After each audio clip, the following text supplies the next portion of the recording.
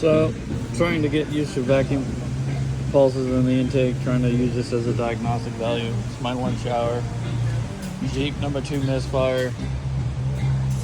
Vacuum there. Number 1 sink.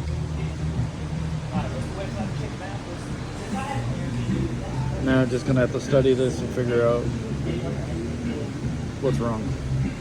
So this is a vacuum waveform taken from the intake for a misfire. So the tools I used was this Pico top probe that I put right on top of cylinder 1. And then I used a Rotke vacuum delta pressure analyzer right there.